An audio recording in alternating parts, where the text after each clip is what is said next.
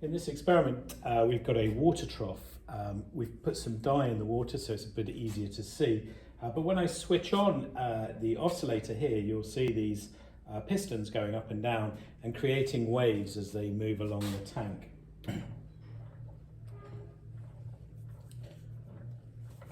When we look at the tank, where the position of the water now would be 0 amplitude. And when we create waves, we create peaks and troughs in the water. So bits where the water is higher and lower than the steady position it's in now.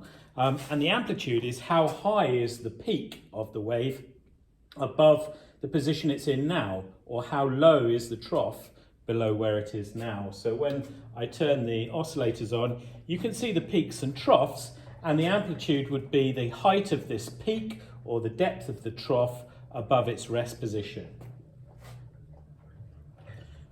The distance between one crest and the next crest is the wavelength. So the distance from the peak to the next peak is the wavelength. And in this case, probably about 40 centimeters or so. The frequency of the wave is how many waves am I creating each second.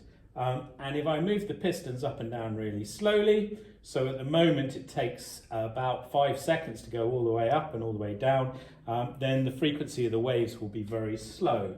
As I go up to a higher frequency, you can see that the pistons move up and down faster, and the waves are coming out slightly quicker than they were before.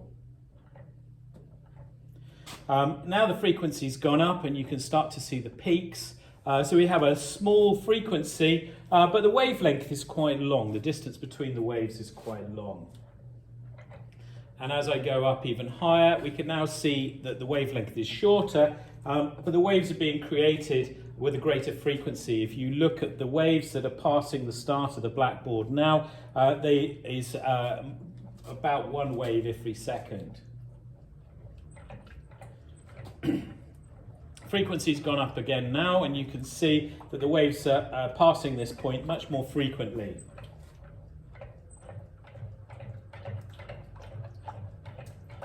And again, the frequency's gone up again, and the wavelength is much shorter now, less than about 20 centimeters.